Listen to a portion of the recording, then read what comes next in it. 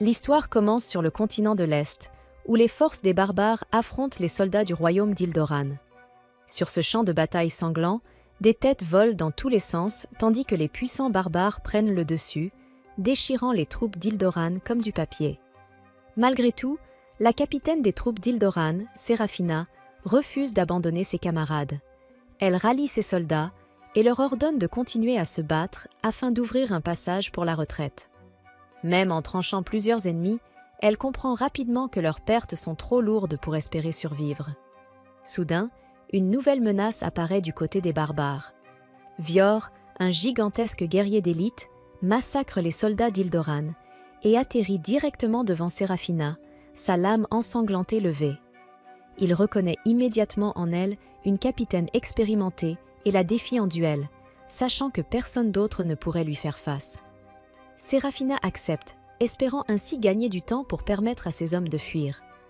Elle bondit dans les airs et attaque de toutes ses forces, mais Vior part son coup sans effort.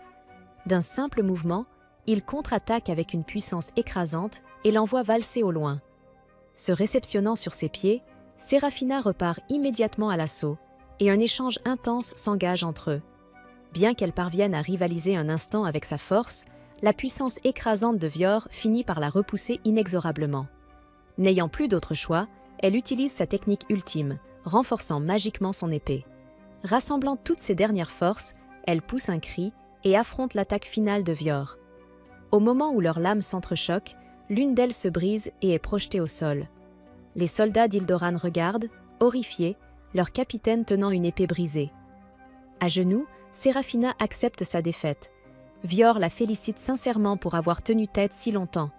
Elle lui demande alors de lui donner une mort digne d'un guerrier. Mais il refuse de la tuer. À la place, il affiche un sourire sinistre et promet de la capturer vivante pour faire bon usage de son corps. Après cet avertissement inquiétant, Séraphina perd connaissance et se réveille dans une cellule sombre, vêtue d'un simple chiffon sale et entravée par de lourdes chaînes. Elle est sous le choc. Elle observe les alentours, essayant de reprendre ses esprits. Peu à peu, ses souvenirs reviennent. Elle a été vaincue par les barbares, et elle est désormais leur prisonnière. En repensant aux dernières paroles de Vior, la peur l'envahit. Elle se demande quel genre de torture les barbares vont lui infliger. Vont-ils la réduire en esclavage ou la faire souffrir pour leur divertissement? Puis une pensée encore plus terrifiante traverse son esprit. Vior voudrait-il utiliser son corps en tant que femme? Après tout, Séraphina est une jeune noble encore célibataire. Imaginer un barbare brutal souiller son corps pur la plonge dans une profonde angoisse. Elle réalise aussi que ses camarades, laissés derrière elle, étaient encore encerclés par les ennemis, et qu'ils ont probablement tous été massacrés ou capturés comme elle. Le désespoir l'écrase. Mais ce qui l'inquiète le plus, au final, c'est le sort du peuple de son royaume. Sans les terres de l'Est, leurs récoltes dépériront, faute de terres à cultiver. Accablée par ses regrets, la capitaine expérimentée éclate en larmes. Soudain, elle entend une voix derrière elle. En se retournant, elle aperçoit une femme nommée Cersei, une servante portant de l'eau. En regardant de plus près, Séraphina remarque des pinces et divers outils accrochés à sa ceinture. Elle pense alors que cette femme est venue pour la torturer afin d'obtenir des informations. Cependant, Cersei ne parle pas du tout de torture. Elle révèle plutôt qu'elle est là pour préparer Séraphina, afin qu'elle devienne le trophée parfait du roi Vior. Elle enchaîne ensuite Séraphina au mur pour l'empêcher de bouger. La capitaine se prépare mentalement à subir une torture brutale. Pendant ce temps, à l'extérieur du donjon, Vior songe à lui rendre visite, les yeux brillants d'impatience.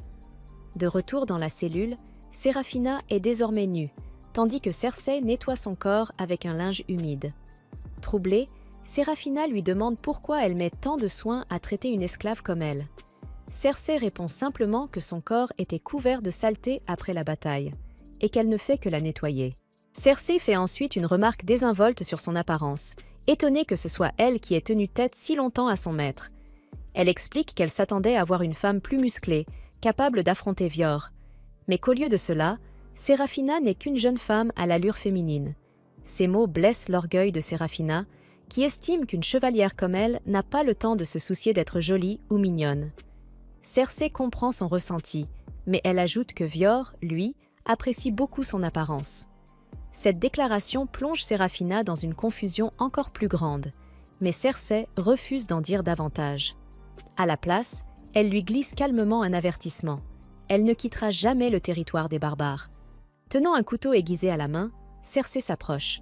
Séraphina, persuadée que sa fin est arrivée, se débat désespérément contre ses chaînes, espérant un miracle.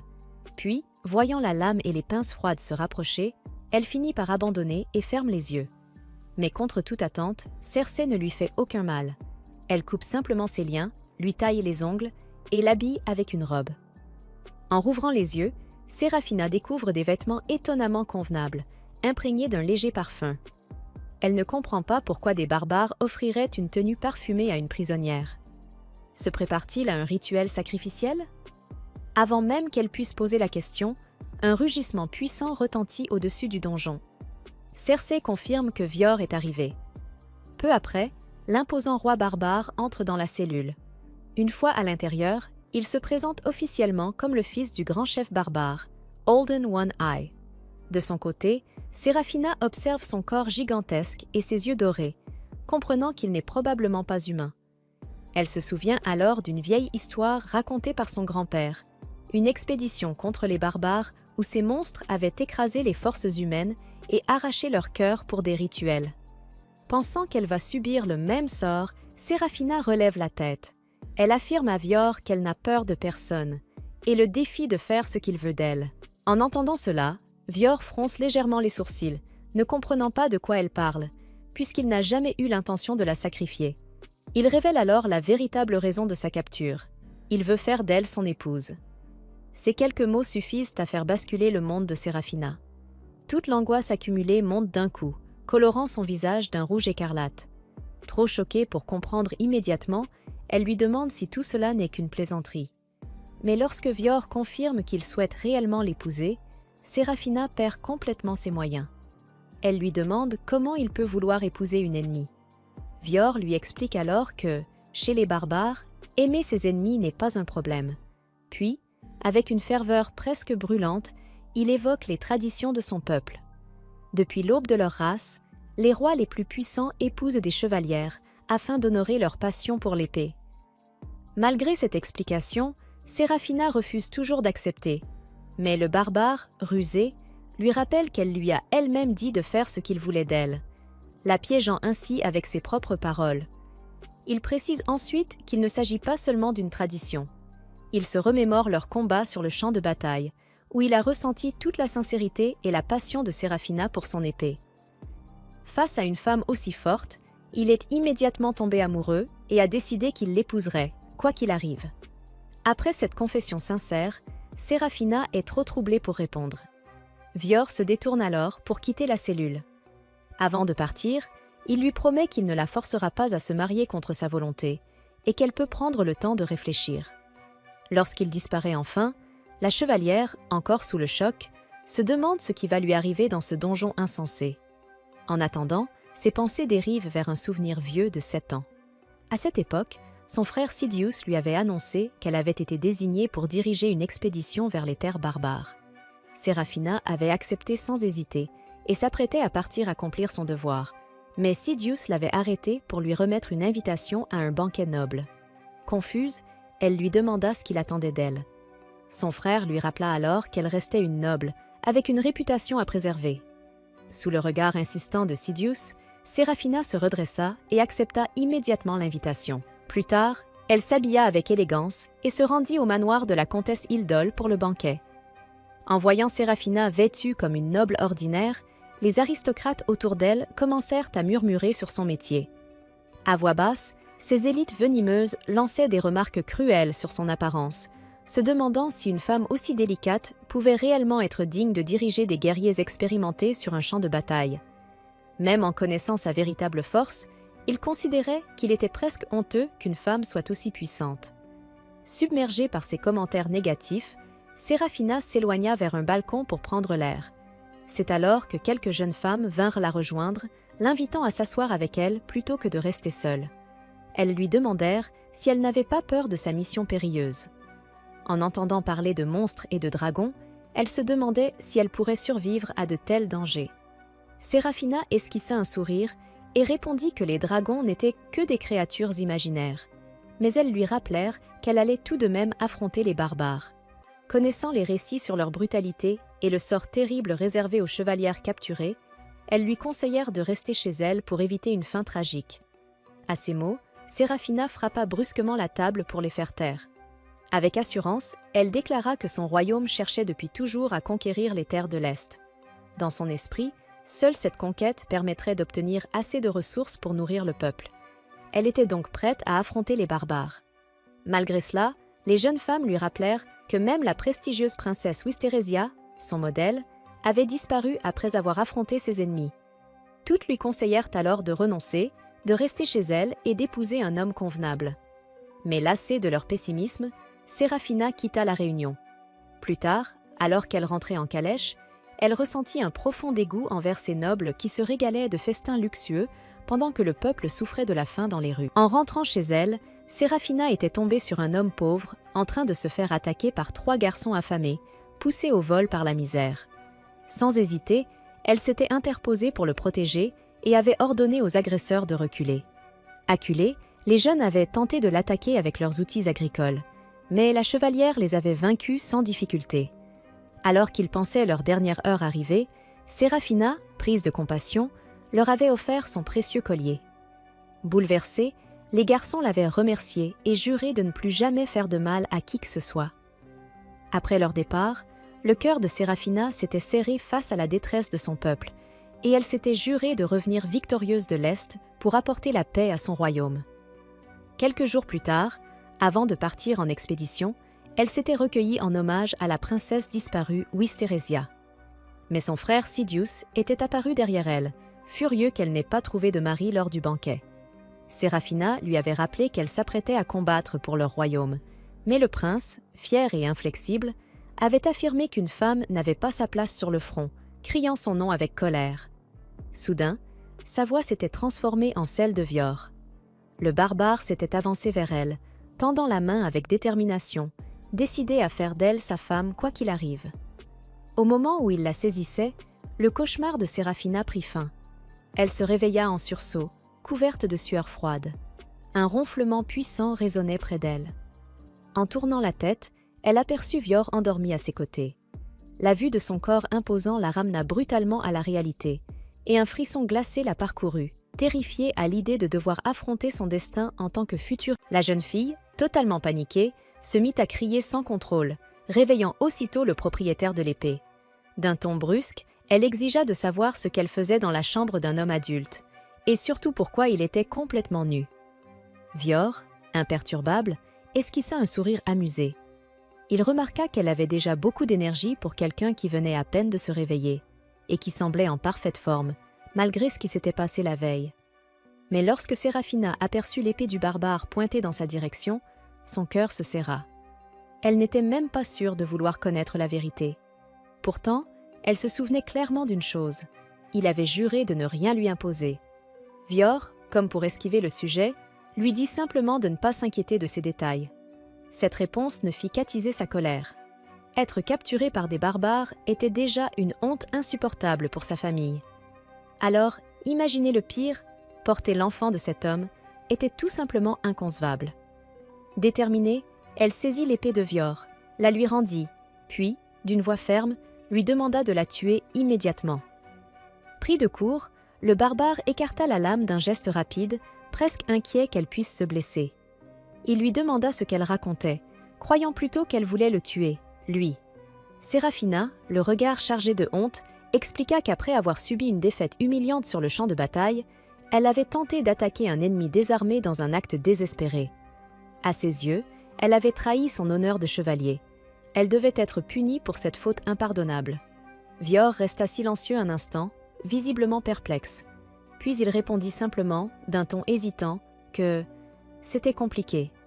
En vérité, il ne comprenait pas pourquoi quelqu'un devrait mourir pour des notions comme l'honneur ou la réputation. Ces mots piquèrent Séraphina au vif. Elle l'accusa aussitôt de ne pas accorder de valeur à ses principes, simplement parce qu'il n'était qu'un barbare. À cet instant, la porte s'ouvrit brusquement. Cersei entra dans la pièce, surprenant une nouvelle fois Séraphina.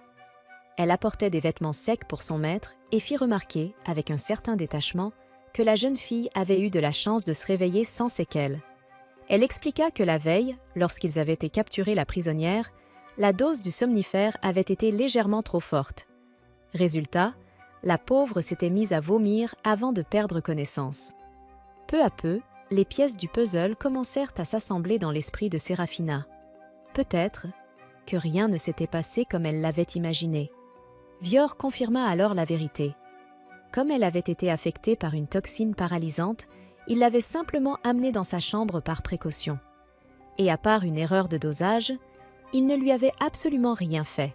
À ces mots, Séraphina changea brusquement d'attitude. Le regard dur, elle demanda à Vior de lui rendre son épée, pour le trancher. L'homme éclata presque de rire, amusé par une telle détermination. Sans se laisser perturber, il lui lança simplement de le rejoindre dans la salle commune pour le petit déjeuner, ajoutant avec désinvolture qu'elle était, après tout, sa future fiancée. Affamé après la bataille, il quitta la pièce sans attendre. Restée seule, Séraphina tomba à genoux. Un profond sentiment d'humiliation l'envahit.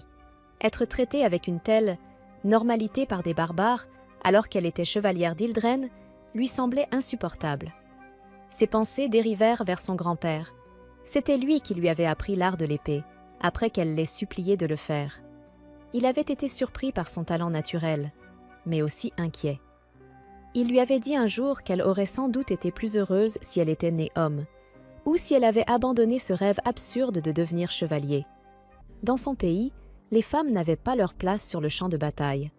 Son propre frère ne manquait jamais de le lui rappeler, se moquant des fiançailles qu'elle avait brisées les unes après les autres pour poursuivre cette vie. À ses yeux, elle n'était qu'égoïste.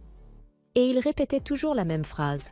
« Il est impossible de faire de la politique avec une épée. » Ses souvenirs lui serrèrent le cœur.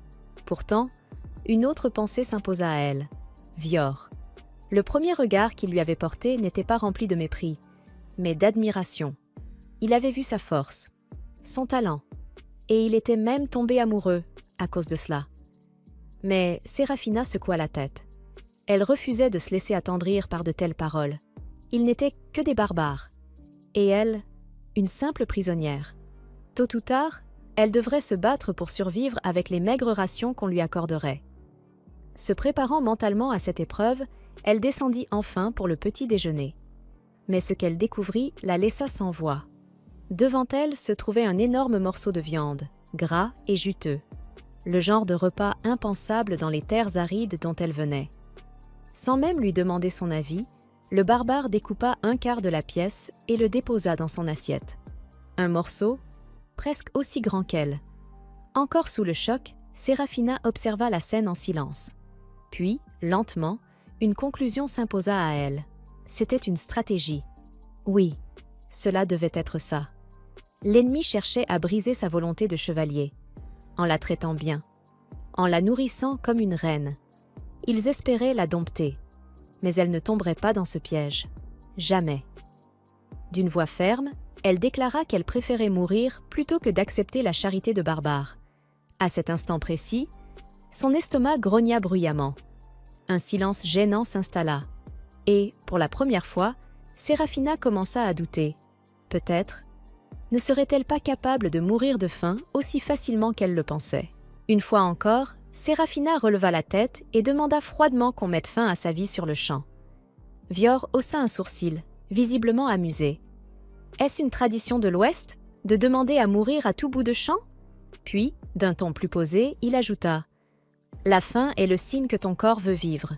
Refuser de manger, c'est te mentir à toi-même, et manquer de respect à la vie qui a été prise pour te nourrir. » Il expliqua alors, presque calmement, que tuer pour survivre, et non pour le plaisir, était une raison valable. Selon lui, les expéditions de l'Est devaient sûrement fonctionner de la même manière. Puis, il lui adressa un sourire simple, mais étrangement sincère. « Mange. » Contre toute attente, Séraphina fut troublée par cette expression. À ce moment-là, Cersei se pencha discrètement vers elle et murmura à son oreille. « Le chef a chassé cette proie spécialement pour vous accueillir, future épouse. » Elle expliqua que, la veille, après l'avoir enfermée, Vior était parti seul chasser, afin qu'un véritable festin l'attende à son réveil. Elle ajouta que son maître n'était pas un simple barbare. Il possédait un titre, une réputation, quelque chose qui se rapprochait de la royauté occidentale. Si Vior était réellement le fils de ce grand chef, alors il était en quelque sorte un prince. Cersei conclut doucement. Un homme de son rang a fait cet effort pour vous. Il serait convenable d'y répondre avec un minimum de courtoisie. Ces mots frappèrent Séraphina de plein fouet. Refuser serait indigne d'un chevalier. Alors, avec une certaine hésitation, elle découpa un morceau de viande et le porta à ses lèvres. Dès la première bouchée, son monde bascula. La saveur était si riche, si intense, qu'elle en resta figée. Ses yeux s'embuèrent. Sans s'en rendre compte, elle se mit à pleurer, tout en laissant échapper un léger filet de salive. C'était divin, un véritable paradis barbare. Vior, intrigué, pencha la tête. « Ce n'est pas bon ?» Séraphina sursauta, essuya précipitamment sa bouche et détourna le regard.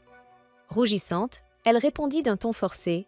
« C'est acceptable, rien d'extraordinaire. » Mais son trouble la trahissait complètement. Concernant cette histoire de fiançailles, elle ne pouvait pas encore se prononcer. Cependant, elle accepta de lui pardonner l'incident avec la potion paralysante. Puis, tentant de reprendre contenance, elle demanda d'un ton plus sérieux. « De quel animal provient cette viande ?» Vior esquissa un sourire en coin. « Pourquoi ne pas regarder par toi-même » Il désigna la fenêtre. « Ils sont en train de le découper en ce moment même. » Poussée par la curiosité et déjà en train d'imaginer élever une telle créature dans son royaume, Séraphina s'approcha de la fenêtre. Mais à peine posa-t-elle les yeux dehors que son souffle se coupa. Ce n'était pas un simple animal, c'était un dragon, une créature qui, à l'ouest, n'existait que dans les légendes, connue pour cracher du feu et empoisonner ses victimes. Vior confirma calmement. Oui, c'en était bien un. Enfin, en quelque sorte. Il existe plusieurs types de dragons, précisa-t-il. Mais avant même qu'il ne puisse continuer, il remarqua quelque chose. Séraphina n'avait pas arrêté de manger une seule seconde. Malgré tout ce qu'elle venait d'apprendre, malgré la nature terrifiante de la créature qu'elle consommait, elle continuait. Son attitude fière s'était légèrement fissurée. Gênée, elle détourna le regard. Il est difficile de résister à une telle nourriture. Cersei observa son assiette désormais vide et esquissa un sourire discret.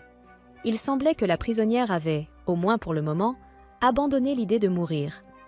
Plus tard, le chef invita la commandante de l'expédition orientale à le suivre. Il souhaitait lui montrer quelque chose, dans les montagnes derrière la demeure. Mais fidèle à elle-même, Séraphina ne céda pas facilement. Elle refusa d'obéir aveuglément. Après tout, cela ne faisait même pas 2 jours qu'elle était prisonnière. Et elle restait, avant tout, une chevalière d'Ildren. Son honneur ne pouvait être compromis. De plus, suivre un barbare à travers des terres peuplées de créatures étranges, sans raison valable, relevait de l'imprudence. Vior haussa légèrement les épaules. Ce qui est raisonnable dépend de l'endroit où l'on se trouve. Puis, après un court silence, il posa une simple question. « Tu as peur ?» La réaction fut immédiate. Séraphina enfila ses bottes avec détermination. Hors de question de tomber dans une provocation aussi grossière. « Je ne fais confiance à aucun d'entre vous. » Vior hocha la tête, comme s'il s'y attendait. Mais au fond de lui, une intuition persistait. Elle allait aimer ce qu'elle s'apprêtait à voir. Lorsqu'elle mit le pied dehors, une brise douce caressa son visage. Ses cheveux se soulevèrent légèrement dans le vent. Et, pour la première fois depuis longtemps, elle ressentit du calme. Au loin, elle aperçut une ville, construite le long d'une plage, un paysage vibrant de vie, baigné par la lumière. Rien à voir avec les terres arides qu'elle connaissait. Cet endroit était abondant, presque béni par la nature. Vior s'arrêta à ses côtés. « Le champ de bataille est un désert, » expliqua-t-il. « Mais ici, la terre est vivante. » Puis, avec un léger sourire, « J'espère que tu ne vas pas t'évanouir de surprise. » L'histoire continue alors que Séraphina, encore tendue et sur ses gardes, avance aux côtés de Vior vers la montagne. Malgré ses efforts pour rester concentrée et ne pas céder aux provocations du barbare, elle ne peut s'empêcher d'observer la richesse incroyable de cet environnement. Partout autour d'eux, une faune variée évolue librement, certaines créatures paisibles, d'autres bien plus inquiétantes. Soudain, un cri perçant retentit dans le ciel, la faisant sursauter. Une immense créature ailée passe au-dessus d'eux. Vior lui explique calmement que les dragons ne sont qu'une espèce parmi d'autres dans cette région, et qu'il suffit simplement d'éviter les nids des mers pour ne pas courir de danger. Il ajoute, non sans une pointe d'ironie, qu'elle finira bien par s'y habituer, puisqu'elle semblait déjà apprécier leur viande un peu plus tôt. Après un moment de marche, ils atteignent une magnifique cascade. Séraphina reste sans voix.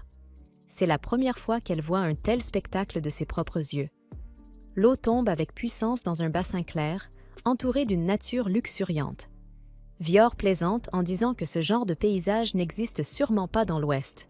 Elle est sur le point de répliquer, mais se rend compte qu'elle ne trouve aucun exemple convaincant à opposer, ce qui la réduit au silence. Voyant sa réaction, Vior précise qu'il ne cherche pas à se vanter, mais simplement à lui montrer cet endroit. Puis, sans prévenir, il enlève sa chemise et lui demande de faire de même. Déconcertée, Séraphina lui demande ce qu'il entend par là. Avec un sourire malicieux, il répond qu'un homme et une femme nus près de l'eau ne font généralement qu'une seule chose. Rougissante et furieuse, elle le réprimande immédiatement pour ses insinuations déplacées et refuse catégoriquement de suivre une telle coutume qu'elle juge barbare. Cependant, Cersei intervient et lui rappelle que l'huile utilisée lors de son précédent bain commence déjà à perdre son effet et qu'elle risque bientôt de sentir mauvais. À contre-cœur, Séraphina accepte finalement d'entrer dans l'eau, accompagnée de Cersei. Elle remarque que cette dernière ne semble pas du tout gênée de se déshabiller devant un homme. Cersei lui explique qu'elle y est habituée et que son maître, par respect pour les protestations de sa fiancée, est parti se baigner de l'autre côté de la rivière. Pensant être enfin en sécurité, Séraphina commence à se détendre, jusqu'à ce qu'un danger surgisse soudainement. Sous la surface de l'eau, une gigantesque créature reptilienne apparaît brusquement. Connue pour attaquer depuis les profondeurs, elle provoque chez Séraphina une frayeur intense, brisant instantanément le calme fragile qui venait à peine de s'installer. Monstre, la panique prend le dessus. Sans réfléchir, elle s'enfuit en courant, disparaissant dans la nature sauvage. Quelques instants plus tard, alors que son esprit se calme légèrement, elle réalise son erreur. Elle a oublié ses vêtements. Le regret l'envahit aussitôt. Et comme si la situation n'était pas déjà assez grave, elle entend soudain une voix d'homme non loin. Son imagination s'emballe immédiatement. Cette fois, pense-t-elle, ce pourrait être un véritable barbare sans aucune humanité. Le genre d'homme capable de faire tout ce qu'elle redoutait autrefois de Vior. Mais lorsqu'un homme apparaît enfin devant elle, la réalité est tout autre.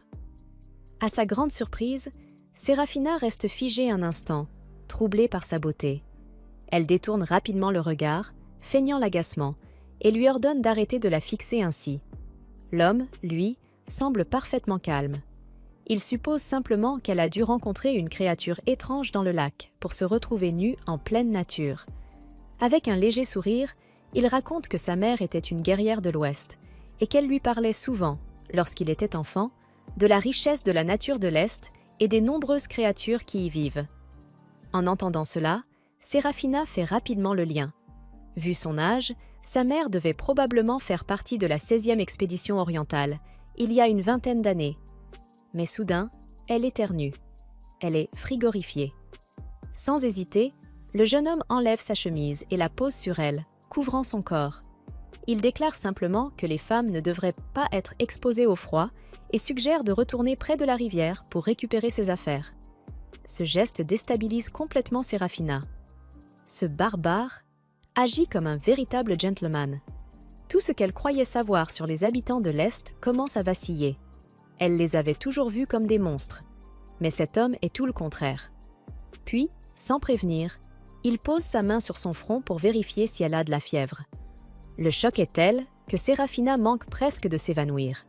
Elle n'a aucune expérience avec les hommes, encore moins dans une situation aussi intime. Son corps ne sait même pas comment réagir, et elle commence à se demander si elle est encore capable de marcher seule. Voyant son état, le jeune homme prend une décision immédiate. Sans lui laisser le temps de protester, il la soulève dans ses bras.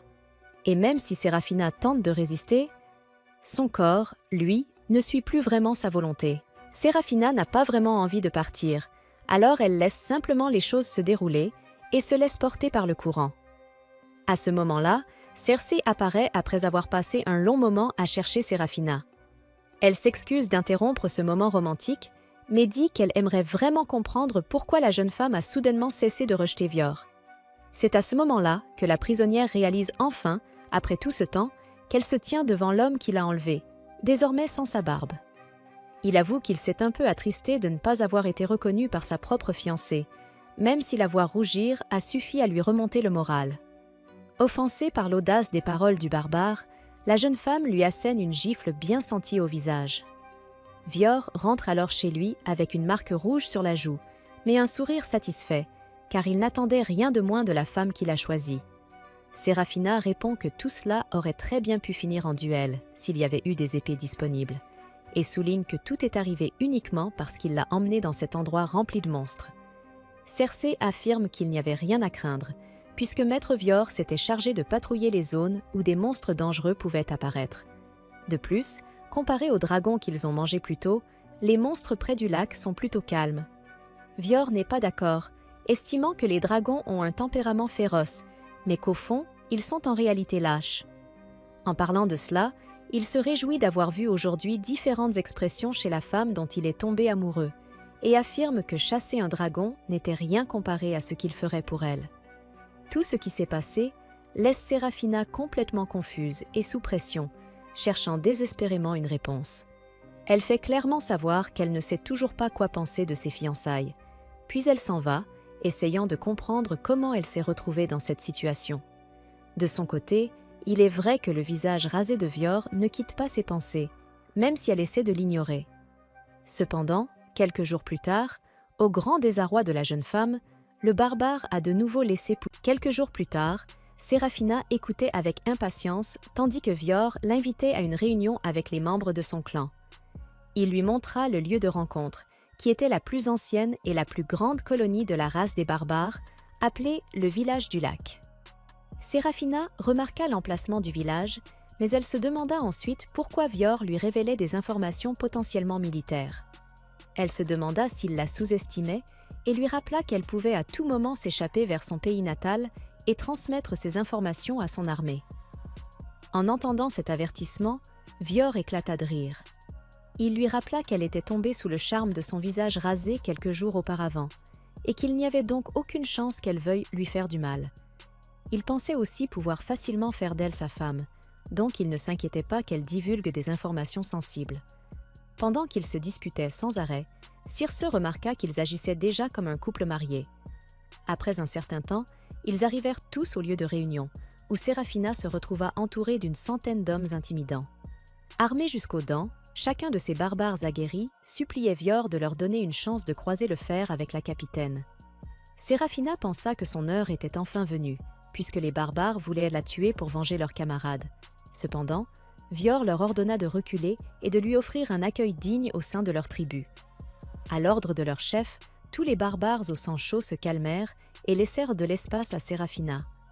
En voyant leur visage joyeux, elle se demanda pourquoi ils étaient tous réunis ici s'ils ne cherchaient pas à la tuer. Vior expliqua qu'ils étaient simplement là pour lui souhaiter la bienvenue, tout en espérant obtenir un combat amical contre elle. Cela la rendit encore plus confuse, et elle demanda pourquoi aucun d'entre eux ne désirait se venger. Vior posa directement la question aux barbares. Tous déclarèrent sérieusement qu'ils ne ressentaient aucune haine, puis ils se mirent en formation de guerriers pour l'accueillir dans la tribu. Séraphina ne leur faisait toujours pas confiance, pensant qu'ils ne faisaient qu'obéir aux ordres de leur chef. Malgré cela, elle suivit Vior et Circe et entra dans la formation. Alors qu'ils marchaient, l'un des barbares se mit soudain à pleurer et rompit la formation derrière Séraphina. Inspiré par son courage, il la félicita pour son incroyable démonstration d'arts martiaux sur le champ de bataille. Séraphina resta sans voix, et bientôt d'autres barbares se joignirent à lui, louant à la fois sa beauté et ses compétences. Elle en fut complètement déstabilisée, recevant autant d'éloges de la part de ses ennemis. Mais Vior lui rappela que les barbares respectaient la force, peu importe à qui elle appartenait. Elle continua alors à le suivre plus profondément dans le village. En marchant, elle observa une communauté paisible occupée à traiter des animaux. Soudain, Vior s'arrêta devant une maison où de l'eau était en train de bouillir. Il dit à Cersei et à Séraphina qu'elle resterait ici pendant qu'il allait rencontrer les anciens, puis il annonça sa présence aux habitants. Peu après, une femme aimable sortit de la maison et demanda ce que Vior voulait. Il lui présenta Séraphina comme sa femme et lui demanda de prendre soin d'elle en son absence. Surprise, la femme tomba immédiatement sous le charme de la beauté de Séraphina. Elle l'entraîna à l'intérieur sans même écouter ses protestations. À l'intérieur, la femme s'excusa pour son comportement brusque, mais Séraphina lui pardonna. Ensuite, elle appela son fils, Gator, et lui demanda d'aller chercher des herbes médicinales. Le petit garçon fouilla dans une grande boîte pendant que sa mère soulevait le couvercle pour l'aider. Il finit par trouver une pochette d'herbes que la femme ajouta à l'eau bouillante pour préparer du thé. Séraphina se demanda si c'était une habitude chez les barbares de mettre des herbes dans leur thé, et la femme confirma d'un signe de tête. Une autre femme remarqua alors qu'il faudrait plus d'eau bouillante pour en préparer suffisamment pour tout le monde, et elle envoya les enfants chercher du bois supplémentaire. Séraphina fut impressionnée de voir que les jeunes enfants barbares étaient déjà si forts et indépendants. Leur mère, elle, n'y voyait rien d'exceptionnel, expliquant qu'ils ne faisaient qu'imiter les adultes. Une fois le thé prêt, Séraphina en prit une gorgée. Elle admit qu'il était bien meilleur qu'elle ne l'avait imaginé, son goût aux herbes lui procurant une sensation de fraîcheur et de bien-être. Cersei pense que les herbes ont un goût aussi agréable parce qu'elles proviennent de l'arbre sacré spécial. Après avoir terminé sa tasse, Séraphina en redemande une autre avec enthousiasme. Peu après, elle remarque que les deux mères vivant dans la maison ne sont pas liées par le sang. Elle se demande alors si elles sont les seules habitantes et suppose que leurs maris doivent être partis travailler avec l'armée à l'extérieur. Cependant, la réponse de la femme la surprend. Elles sont toutes les deux veuves. Elle explique que leurs maris ont perdu la vie lors d'une bataille contre l'Ouest, ce qui plonge Séraphina dans un profond sentiment de culpabilité face aux actes de son propre peuple. Même si elle sait que l'armée occidentale se battait pour obtenir des ressources pour les siens, elle ne peut s'empêcher de regretter que des vies innocentes aient été détruites. Elle présente alors ses excuses aux deux mères au nom de son armée, pensant qu'elles ont toutes les raisons de lui en vouloir.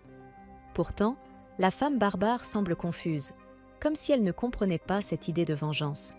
Séraphina insiste en rappelant que ce sont les siens qui ont tué leur mari et qu'elle-même aurait très bien pu être responsable. À ces mots, les femmes se taisent enfin. Puis, l'aînée prend la parole.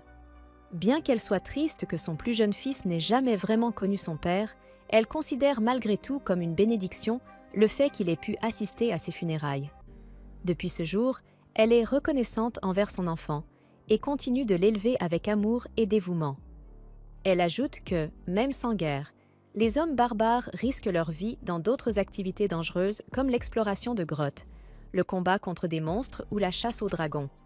Et même s'ils survivent, ils peuvent revenir gravement blessés ou handicapés à vie.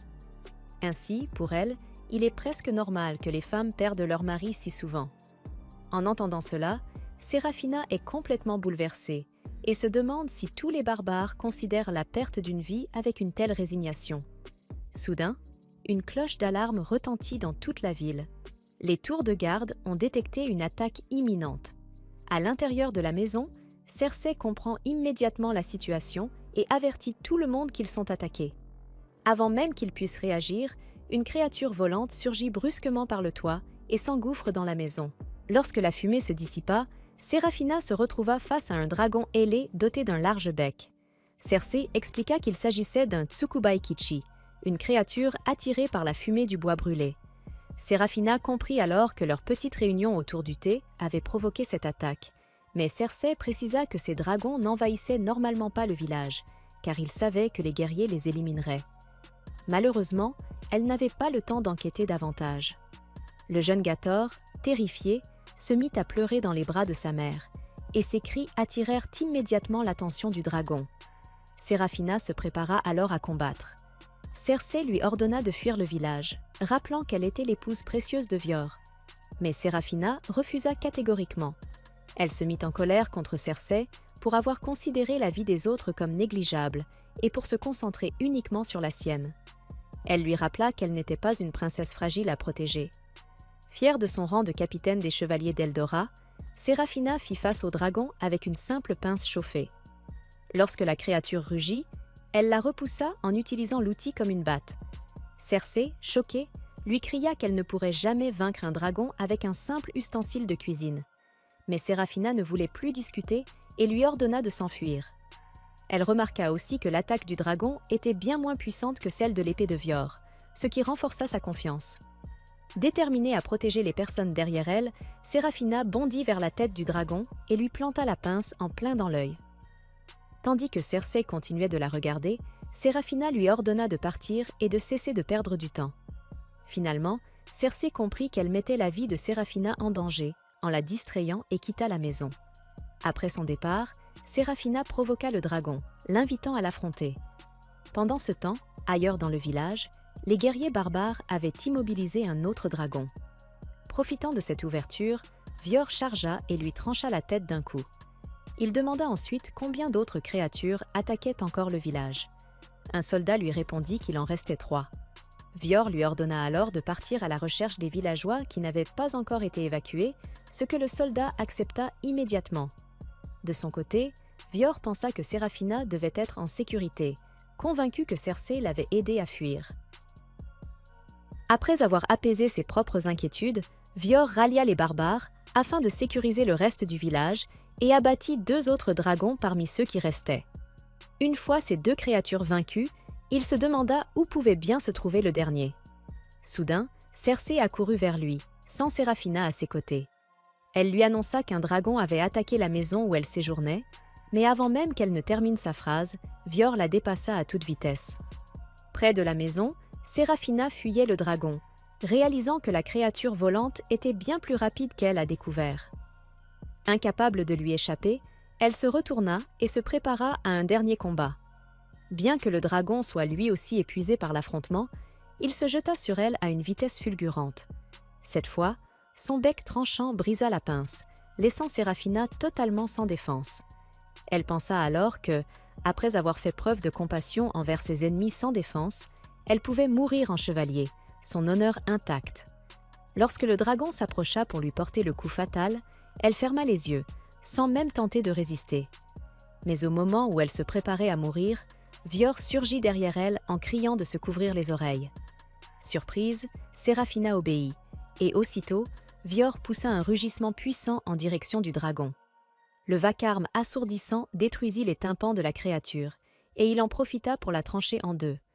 En voyant le dragon s'effondrer devant elle, Séraphina resta figée, tandis que Vior s'excusait d'être arrivé en retard. Il la remercia ensuite sincèrement d'avoir risqué sa vie pour sauver son peuple précieux, puis exprima son immense soulagement de la voir saine et sauve. En entendant l'inquiétude sincère dans sa voix, des larmes commencèrent à couler sur les joues de Séraphina. Elle ne comprenait pas elle-même pourquoi elle pleurait, mais les larmes continuaient de couler sans s'arrêter. Vior lui adressa un sourire silencieux, puis la prit dans ses bras pour la ramener au village, comprenant qu'elle n'était plus en état de marcher. En le voyant revenir, Cersei cria de joie. Quant à Séraphina, elle se laissa porter par Vior, acceptant pour une fois d'être traitée comme une princesse.